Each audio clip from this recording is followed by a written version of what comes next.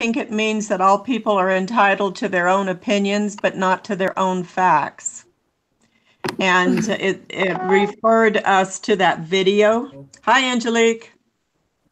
It referred us to the video of Studio C, which probably made you all laugh too. About the majority believing something. Just because the majority believes something doesn't mean it's true. So our agency gives us the right to believe what we want to believe, but agency does not change the truth. So does anybody else want to add anything to that?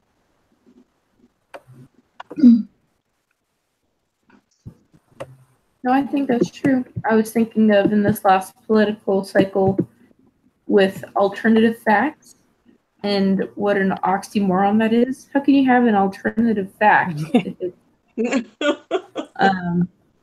Right? Does not make it an opinion? I don't know. But that just seemed ironic to me. I think an opinion is an opinion, and you can't make your own facts no matter how hard you try.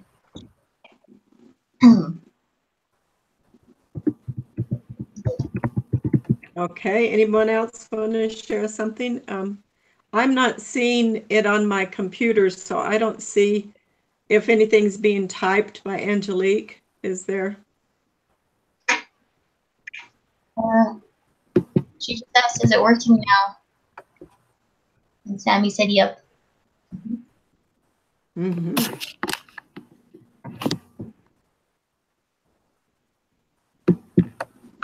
right. Tell me when you're ready to go on to the next question. Okay. Let's do it. Okay. The next one was, why can statements that begin with "I've heard" or "you know," "they say," or be so dangerous when articulating your point? So I thought that those beginnings, "I've heard," "you know," are all vague. They're not substantial. They set you up to be doubted. To me, when I hear that, it sounds like hearsay instead of facts or truth. I recently saw a meme, a joke picture, and it said, "Research shows." When you say research shows, people are more likely to believe you. That's funny. Yeah. You need to use sources, right? You need sources. My dad is a scientist, and so all growing up, anytime we would say anything, he'd say, "Where did you hear that from? Why do you think that's true? Why would they want you to believe that?" And so it's annoying then, but a good lesson for now, I guess. It is. I kind of put my foot today, or when I was writing a post for the discussion board, and we had to find that bad research. I found this video, and in it she kept saying all these statistics and all these facts, but she never said who said them. And so I was like, you know what? She's just making up whatever she wants to make up. And then I actually followed the link, and it had all these sources listed for every single thing she said. I was like, well, you can't just assume videos are just whatever people's opinions are. Sometimes they actually do know what they're saying.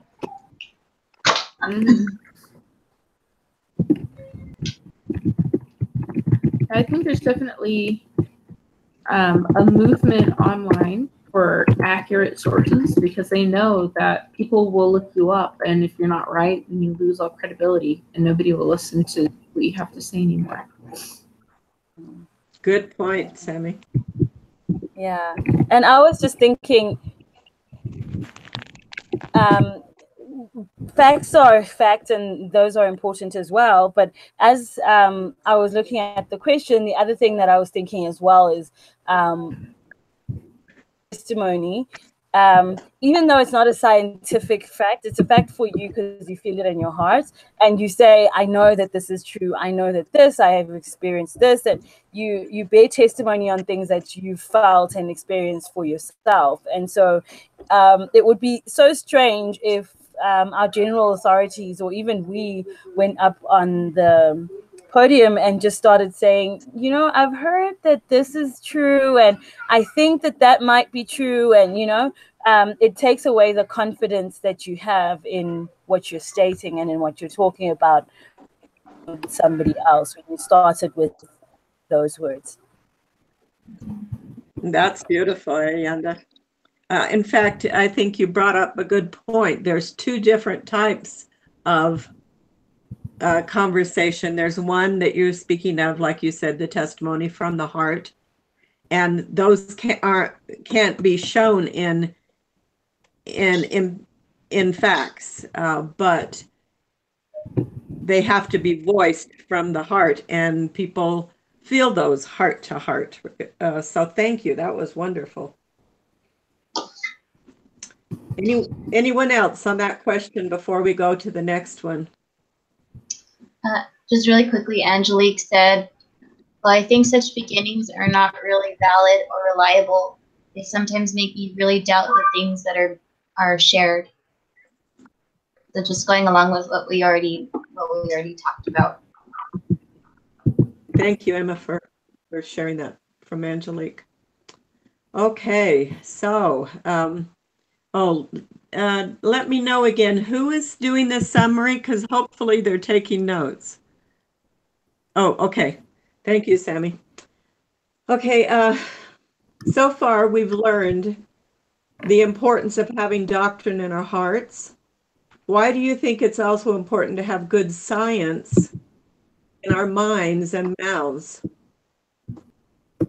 Just right off that I always think of when I think of good science is that we can speak with confidence when we have facts. When we know the truth, it gives us a amount of confidence, and we can state we have those facts to back us up. And so good science in our minds puts confidence in our mouths, is the way I look at it. Yes.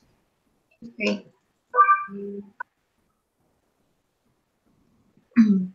I think it'll help you fight a good fight, and especially when we're trying to compete against a really fierce opponent like Satan, we have to be really sure about what we're saying, not only in our hearts knowing that it's true, but especially in our minds and our mouths, saying it credibly, saying it correctly, so that we can't be doubted by other people. We may be ridiculed, but at least we won't be. We'll have some facts behind what we're talking about. Good, yeah. Emma, thank you. Angelique agrees. She says, if we know reliable facts, then we're confident to speak up, and good resources can help back up our arguments. When we know things in our minds and our hearts, we are more confident. Thank you, Angelique. Something else that I was thinking about, in addition with what you've already shared, you guys have already shared, is, I think it was like one of the beginning classes, either in Pathway or like a foundation of science class or something like that, where they give us a talk by President Eyring's father, and he talks about science and religion and all of those different things, and how in the past, when Heavenly Father spoke to prophets, he would show them the world and like the scientific view of the world as well, like planets and all those different things, like Moses and Abraham and all those different people, and how I think in addition to knowing the gospel and knowing the doctrines of the gospel, it's important to understand scientific facts because they help us understand the world that we live in as well. So it's not just, oh yes, we just have a spiritual knowledge, but scientific facts also help us to understand the world that we live in. Wonderful. For sure. Thank you. I end up. When I was a geology major, they put a lot of emphasis on being a disciple scholar. And so knowing things and whether things are true and being able to speak up and say, I have a testimony in Adam and Eve, but I also believe that the world, animals were made by evolution or something like that. And like being able to have facts to back up your testimony. Excellent. Does anyone else have anything to share? Okay, well, let's go forward to the next question. If you were to pick a side on the Common Core debate, strictly based on the information from evaluating research, which would you pick and why?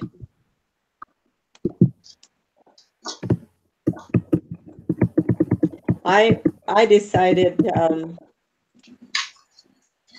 I'd side against Common Core just because of some things that my kids have told me with their children.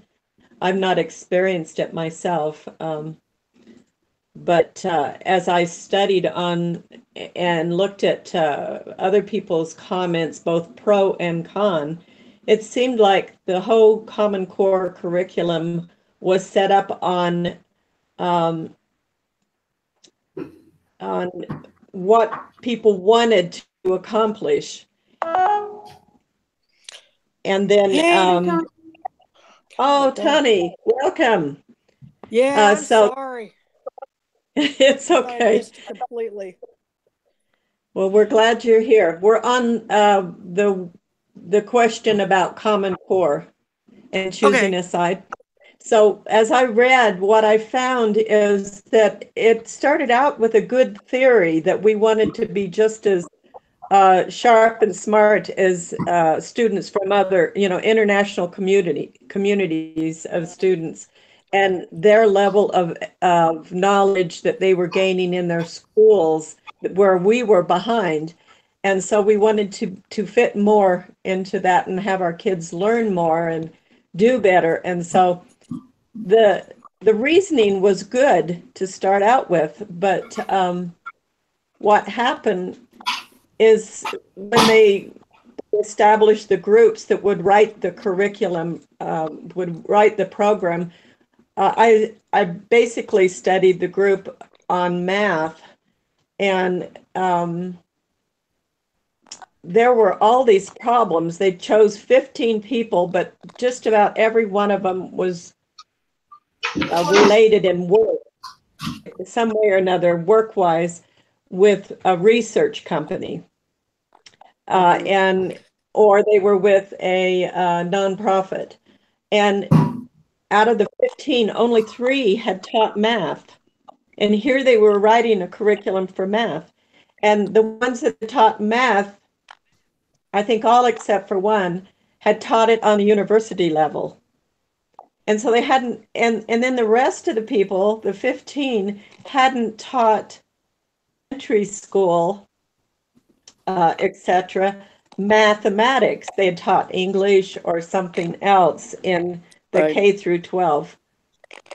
So, like I said, it started out with a good idea, but it fell apart because they didn't set up their teams in writing the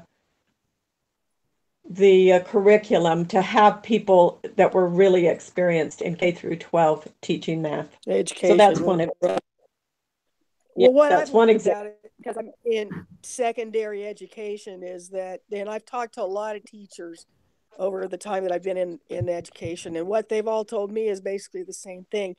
You're trying to teach something to kids that's taking steps, okay?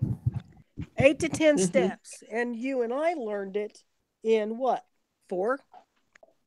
Okay. Right. So now you're talking about an excessive amount of time that you're spending trying to get students, to learn a concept. And then what they're doing is basically they're learning it just to pass a standards test. That's it. Most of them can't repeat it. Once they learn it, they basically regurgitate it onto a standards test. And then that's it. They don't know how to do it after that. They honestly don't.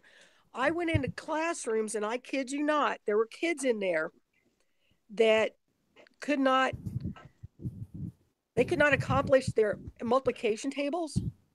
So they gave them a cheat sheet for the entire year. The kids had a cheat sheet for the multiplication tables. God bless you. Bless you. So they could use it for problems and things. I just think that's wrong. I think, if the kids aren't learning them application tables, then we need to change how we're teaching them so they do learn them. But they can't. They have to teach according to what the Common Core standards say. And they say you have this much amount of time to teach this subject and this much to teach this subject. And these poor teachers, I mean, when the bell rings, wherever they're at, there and go on to the next. So if a child doesn't get the concept, too bad. Sorry. Hope you get it tomorrow. Or, your parents explain it to you. Yeah. Last night I talked to my daughter about it, and she has a 10-year-old, and he said he had these steps he had to follow to solve the problem. And she said, and she was trying to help him. Right. She was having a hard time understanding it, and she's got a master's degree and has taken, college math and all, university math. And she said she felt it made the kids dumber instead of helping them to be smarter, and that it wasn't a logical way of reasoning to get the answer. And correct. So that's what they've been saying all along, and it's not just math, it's even in English and history. Have you seen what they do with history? Have you guys seen it? When you go into into a classroom, K through 6, 7, whatever, and you look at their history books are like international history. Okay. These kids learn virtually nothing about American history. What we learned when we were kids, because what did we learn? We learned about Columbus. We learned about, the Pilgrims. We learned about the first people that landed in America. We learned about the Revolutionary War, George Washington, Benjamin Franklin. We knew all those people. We knew their personalities, their characters, what they were, and everything.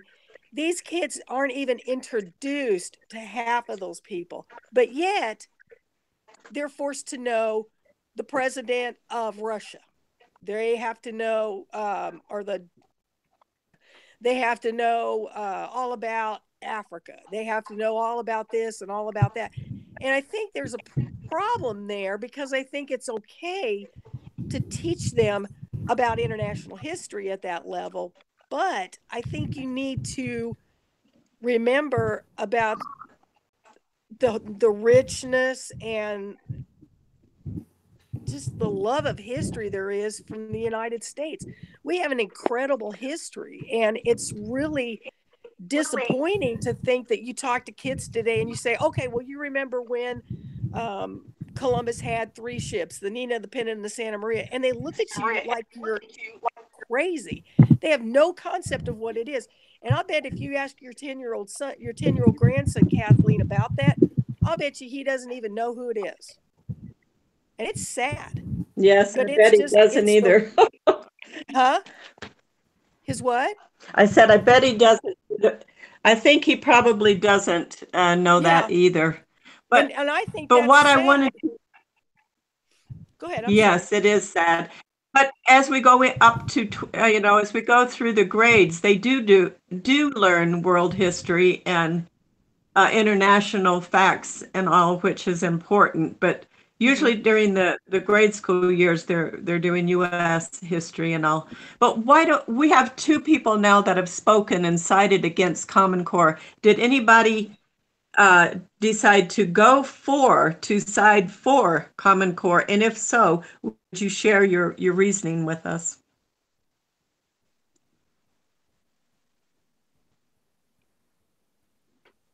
Sammy, how about you, babe? Angelique and I have been messaging. There we go.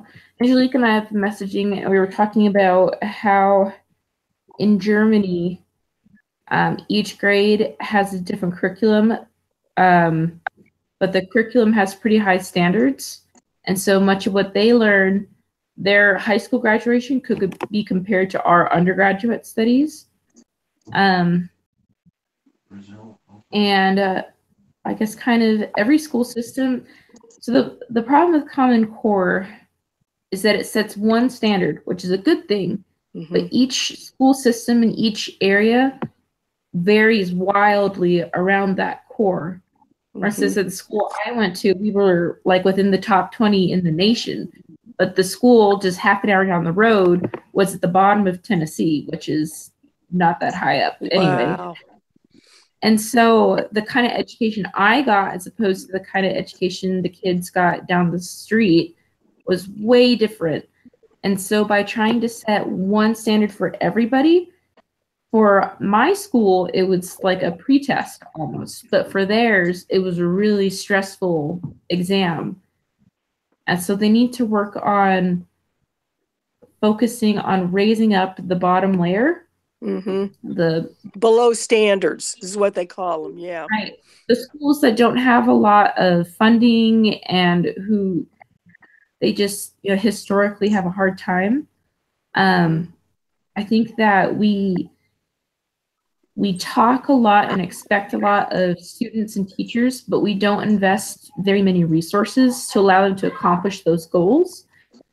And so we end up with people who aren't teachers setting up programs for everybody to learn, as opposed to people who really know what's going on and what students need. As a result, it struggles. Everybody says, why is it struggling? Why is this hard? Well, you didn't only invest what needed to be done for that. Thank you. That's my opinion. Emma, did you have anything you wanted to share? Sorry, the kids are coming in. I honestly feel like I didn't really learn much in high school. The teaching was there, but it wasn't really pushed. So that when they said in the video that something needed to be done, I agree with that. I agree that something needed to happen in order for our level of education to be compared with other countries. But I don't agree with the way that they went about doing the Common Core, how they just hastily did it under the radar, got people to sign it just because they wanted money.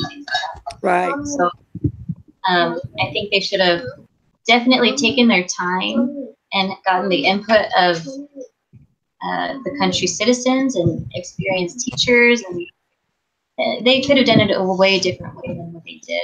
And I don't agree with it. Yeah, I think it was backed by who was going to get money out of the system.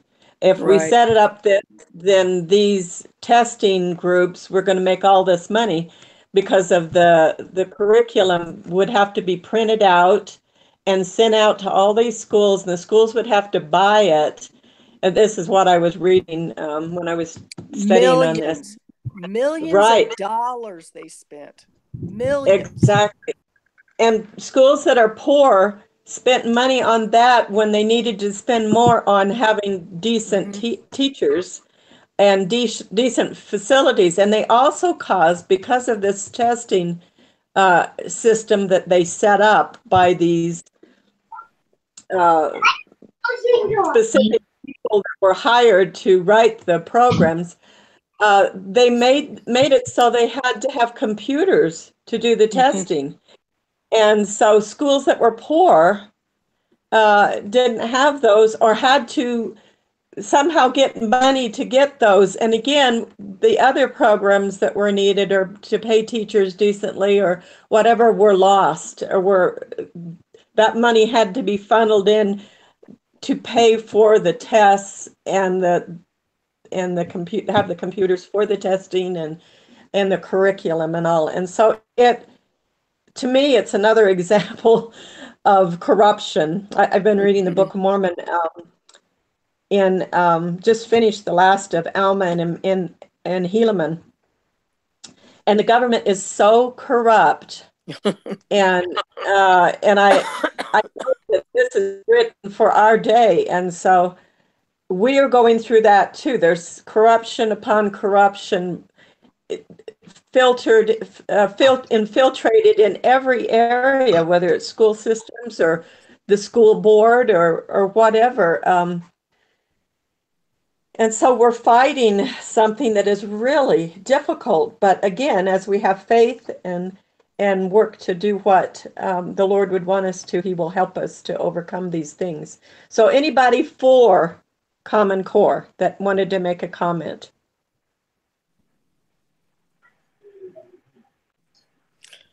No, but I got a question for you. I want to ask you a real quick question. And because I've been asked this. If you take Common Core away and you throw it out, what are you going to replace it with? Ooh, that's a good question. That's a good because question. we need something that is the same in every state. I agreed with that part. We need a regulation that's the same in every state. But how that's reached, like as far as standards, but I think we need to go back to teachers being individualists and letting them teach the way they want to teach. Now you have a standard, you have to teach this, but let them go back to teaching the way they did. It's just, you've got bad teachers, I admit, but you've also got very unbelievable teachers out there that are so passionate about what they're doing and everything. And if you just let them do what they do, you'd be amazed at the difference of how these kids would do. But they don't. They tie their hands. They make them teach a specific way. And I think that's where we've gone wrong. Is we have Tani, that's the next question. Huh? You're talking about the next question, so we can segue. I can't help it. I got into it. I was on my soapbox. Sorry. It's okay.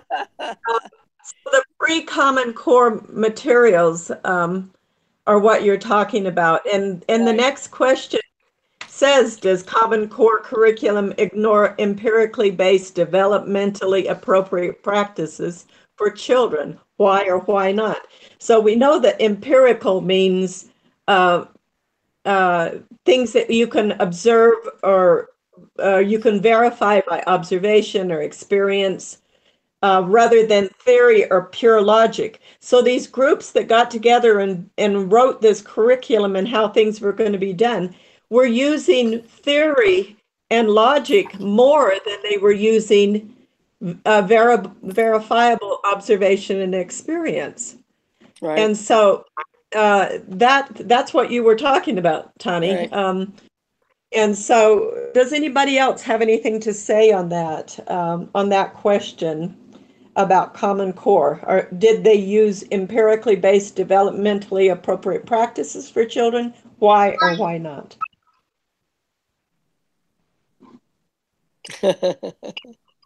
Emma, your babies are cute. Oh, thank you. I'm babysitting my cousin's kids.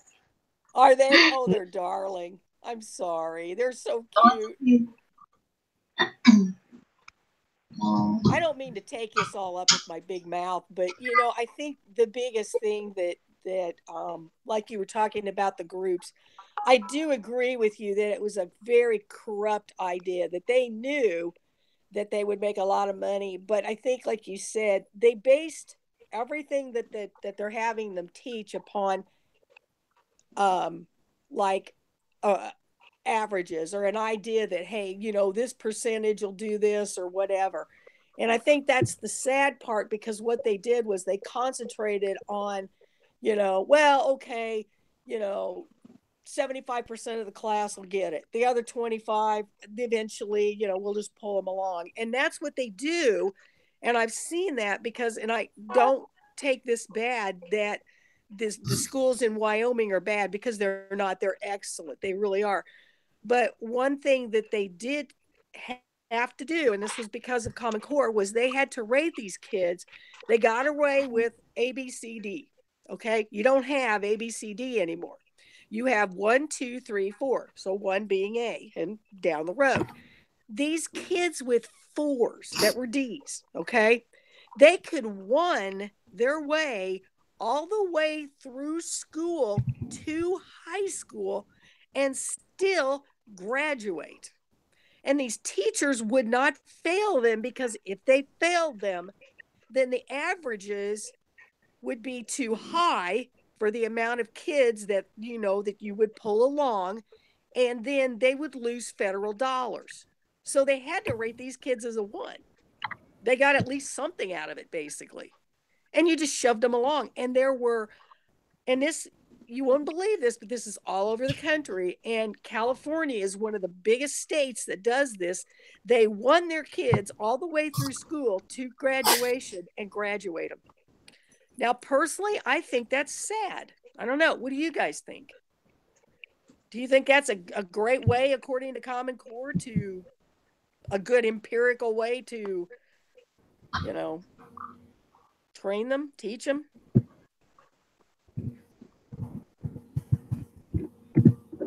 Do you remember anything from your schooling that was like that, or? I think it's hard. Haven't you all, Sammy, Emma, Ayanda, you've all been out since we've done this. I mean, since Common Core was placed. You weren't in Common Core, were you? You haven't, have you? When did you graduate, Sammy? Sammy? 14. 14? Well, okay, that's been 3 years. No, you're under Common Core. You should have been under Common Core. So what? Probably just the very beginning of it, but Sammy. What did you think? Did you notice a difference in the way that teachers were teaching you as you got maybe closer to graduation or anything? Did anything seem different? They had a lot more standardized tests. Mm-hmm. A lot. Be that there was just one, the TCAP, that was for the state. Mm-hmm. But then we started having benchmark tests. We would have those every 6 weeks, and then we would have the teachers, they had to tell us about the learning. They didn't use goals, targets, the learning targets. So they would write up on the board what we were going to learn that day. We had to go over them and make sure that you knew that's what you were doing. I don't know, it just seemed to be a lot less focused on teaching and learning and more on those exams that kind of took over our education, which was really sad because my teachers were really talented and really wonderful. And they had spent years cultivating the best methods to teach students. But when this new program was introduced, there wasn't time to do these neat projects and to learn these particular skills. We just had to focus on those. The teachers seemed really stressed. There was always, because if their students didn't perform well, then it looked bad on them, and they had exactly. There were teachers actually fired because their students didn't do as well as, say, another student's teachers. So there was a competition for jobs. And I remember this one teacher telling me, I have to teach this way because if I don't, I could get fired. I mean, can you imagine?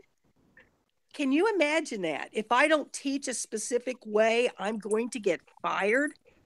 I think that's ridiculous. Yeah. I mean, that's, again, my personal opinion, but that's Common Core. And that's what it introduced into the school systems. And I think that's why these teachers are fed up and why a lot of them are quitting. And I think you're getting, like you say, less qualified people teaching because they're desperate. They have to put bodies in the seats, basically, right? So you kind of take anybody. Johnny. Huh? I wonder, did we have?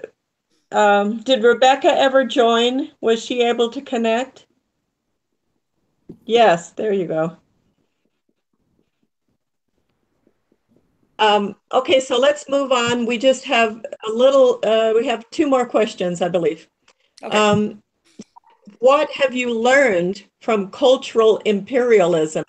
about the persuasive function of research and science in creating cultural change. And one thing that I thought about immediately when I thought of cultural imperialism was political correctness. We've all seen that thing. You can only say certain things because if you do something else, you're called a bigot or a racist or a homophobic. Right. To me, that was an example of cultural imperialism, where be the picture. Yeah, we were oppressed and forced to not be able to say certain things because somebody decided it was not politically correct to say that. So cultural imperialism changes our society, and we've seen the change, and sometimes it's good, sometimes it's not. But it definitely, we've seen a change in our society with what's politically correct. What are your thoughts on that?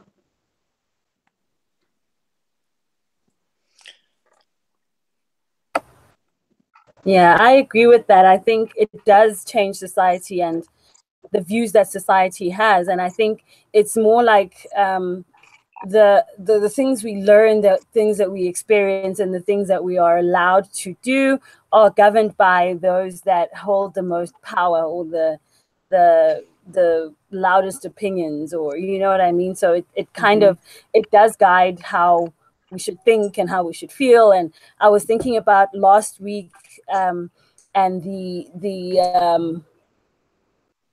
I can't remember what it was, but it was like an article that we had to read that talked about like was it educating the young boy and the young boy that was gay? Was that it? No, that wasn't it. Sorry, my fault. Yeah, no, it wasn't the video, but it was like an article that we had to read that talked about this curriculum that was being introduced about teaching children things about like their sexual nature and all of those things, and the types of words that were used and things like that, and how they're trying so hard to be politically correct that they're teaching children the like things that are completely wrong and that are so against the standards that we upheld like 50 years ago. So yeah, it's interesting. Thank you. I got a question for you guys to think about. Do you think that political correctness has made racism or anything like that better? Do you think racism has gotten better because we've started being politically correct? I mean, what do you guys think? I don't think so. I think it started out, the idea was to improve things so that people weren't racist. But I think it's gone the other way now. It has become that it's okay if you're a black person, you can get away with anything. You can say anything about whites, Chicanos, Jews, whatever race or culture, you can get away with saying these things because you've got an immunity now because of the political culture that's caused us to be so careful and worried about being offended. And like I said, it started out good, I think, but it morphed into something that is not good again, and it's taking agency away. And we see movie stars or people of influence with, like Ayanda said, with the power and influence to be able to make a stand, and they can say things that make it sound like everybody agrees, when only a small portion are really agreeing with what they're saying. But they've got the floor, they've got the podium, and they think they're better than others, and they will set the political correct way to do things. Anyway, it's sad. Anybody else on that?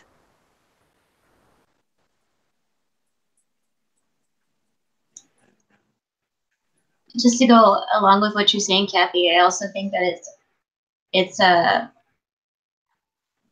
it's refreshing to hear educated people who actually know what they're talking about on the news and on television, giving their opinions and giving their input. I think that's scarce in our society. And I think, I don't know, I think it would just be better if we were hearing a lot more educated people than a lot more opinions and biases. Good point. Well, it is a good point. Okay. Last chance. Anybody else want to talk about cultural imperialism? So what I think that is, if I've got it straight, it's not just political correctness. It's one group lording it over everybody else, saying this is the way it's going to be. Right. And we've seen this in countries that are oppressed. And so to see it in our own country is kind of sad, where one group controls what everybody else is going to say and do, or what they're allowed to think or believe or say. So the next question is, what lessons have you learned to make you more skillful in combating chosen topic or threat? So remember, we all chose a threat and wrote a paper on it, and we're going to continue to work on that.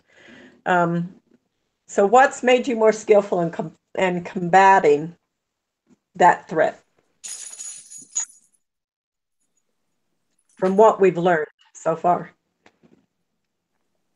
I think for me, for my personal topic, it is identification of the signs or the symptoms of the problem. And I think that applies to a lot of different things. It doesn't matter if it's pornography, if it's, too much media with the kids, whatever. To me, that's what it is. If we can recognize it and see it, recognize the problem, then that's when we need to immediately go and try to alter the path that person or that child's going through or whatever. You see what I'm saying? I think it's recognition's the big thing. To me, so. Well, what I found is I loved the studies that I've done because of this research. I've learned so many things from the studies that I hadn't gone to that level of research on my subject before. And this week I've been learning so many marvelous things that will help me to be more articulate about abortion. And that's the threat that I chose. Not just articulate, but to actually understand what people go through emotionally, the effect it has. One thing I learned on a study I was reading last night was that people that went through these abortions, the reason they were willing to have an abortion, so many of them, is what they learned about the value of children or having a family when they were little children.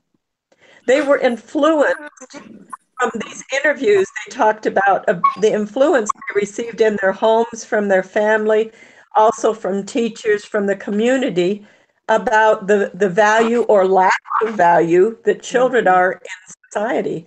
And so the way they looked at whether they should have an abortion or whether they should give birth to a child came all the way back to the feelings they had as a child. And that was very interesting to me as a teacher, as a mother, as a grandmother, and as someone that wants to stand up for the doctrine of family and marriage.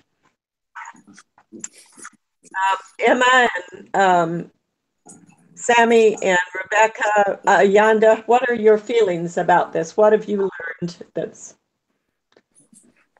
important? Angelique says, Angelique says, from my personal view, I can say that with all resources and things I have learned so far, I was introduced to new insights to actually have a greater view on the problems we need to work on and to recognize. The problems we have in our society influence so many functions in our societies and families. Okay, thank you. How about your thoughts, Sammy? I agree with what's already been said, that knowledge is power, and it's easy to, from the outside, to say, oh, this solution is so simple. But unless like you really understand all the complexities about it and all the points of view of people. So like you're saying, how these people, they're not monsters. They were just raised to have different beliefs, which are sad, but it's not that they're willfully going out and murdering children.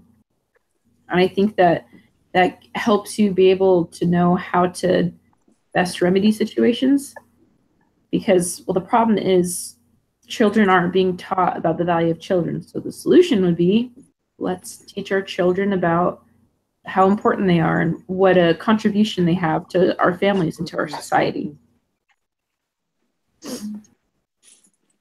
I like what you said, Tammy, and that goes along with what I'm reading about, which is fatherhood and the lack of it. And I think a lot of times, like what you're saying, that these boys just aren't taught early in life about what it means to be a proper father, and so it reflects their later life and the decisions that they make. So I liked learning all this stuff about research because it helped me to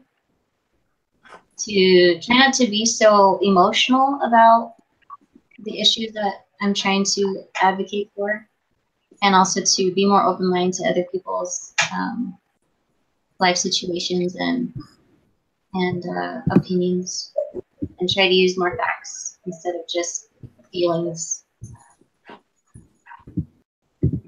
Thank you. Thank you, Sammy and Emma. Amanda or Rebecca, do you have any comments?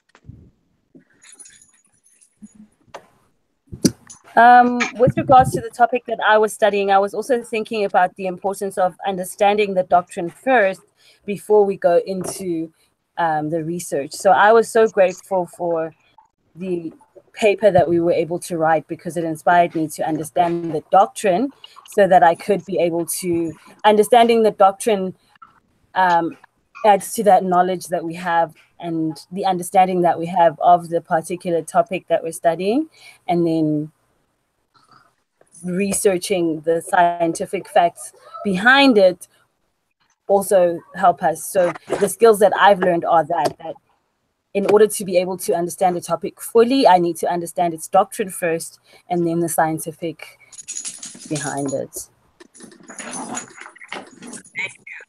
Beautiful. Did we get Rebecca? Rebecca's not in the video. She isn't. Okay. I can't see on the bottom of my phone, so I wondered. Well, I had one last thing to add, and then we need to summarize. One thing that I thought was really beautiful, and it kind of is in between the doctrine and facts. And I read an article about a woman that used to work for Planned Parenthood, and she was quite high up in it. And she was standing in on an abortion, and she saw this baby fighting. I'm sorry for being graphic here, but they were literally cutting this baby up with a scalpel, and she saw this baby fighting for its life. And it changed her view of abortion totally. From then on, she left Planned Parenthood. They sued her to try to keep her quiet. She started a group to help people that either were working for Planned Parenthood or had worked for Planned Parenthood in the past, to help them come back in. And so she said, if you look at people that work for them and say, you're monsters, you're all of the devil, you know, and you never give them a way out to be redeemed, they need to understand that they can be forgiven, that that society will help them be able to change their life. And she said, if no one would have helped her, she would have just felt rotten and ugly and never been able to do what she's been able to do. Now she leads that group for, what is it, March for Life or something like that. Anyway, she has been able to do great things, because here she at one point was for Planned Parenthood and thought it was all wonderful abortions, until she saw for herself that it was wrong. She left it, changed her life, and now has influenced others. So what she was trying to say is we need to be compassionate and try to help those people change. And so she set up a program that works with doctors that used to, or nurses that used to do abortions, to give them a way back and out of that system, because a lot of times it's money that holds people in. I mean, they make a lot of money because of the volume of abortions they do. And so to give them a pathway out of it and back into a redeemable position in life is important. So our attitude is really important. I gotta bounce. So is it okay if I go ahead and do the summary? Yes, please. So the first question was, what do you think it means all people are entitled to their opinions but not their facts? We talked about how agency gives you the right to an opinion but not to change the facts. We talked about the statement, I heard, you know, they say, etc. And Kathy made the comment that it sounds like hearsay and it's not credible. I don't remember if it was Emma or Ayanda who talked about the validity of videos online, and that no matter where you're checking their sources, and you can't judge them by their medium, whether or not they know what's going on. Also, I think this one was Ayanda. Apostles always use a credible source. She talked about her testimony was from the heart and wasn't based on facts, but it wasn't worthless. That was still important.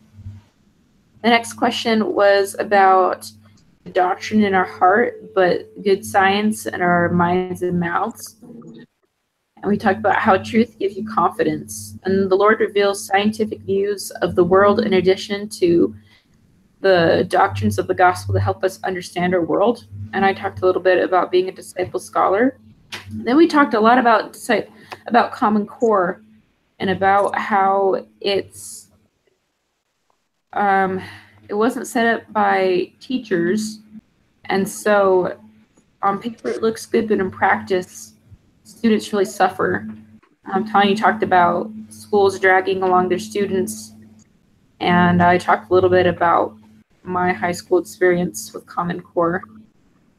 From imperialism, we talked about political correctness, and somebody asked the question that I thought was very insightful, asking if political correctness has solved any of our social issues.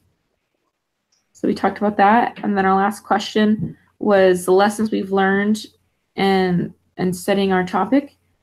And the consensus was that knowledge is power, and it can help you be more open-minded, more factually based, and talk about how it's helpful to understand the doctrine first. You have to have your rock and a sure foundation. And how important it is to have compassion, because overall of everything, Christ had compassion for everybody, whether they were right or wrong. So that is the summary. Very good. That's good. Thank you. Did we cover everything? Is everybody okay now? Yes, thank you. Thank you. Okay. Okay, so Ayanda, you're going to close it, right? And then turn in the link for the recording? That's right. Yes. Okay. Thank you. All right. Beautiful. Okay. No worries. Okay. Talk to you guys Bye-bye. until next week. Bye-bye. Bye. Always a pleasure. Good luck, Angelique.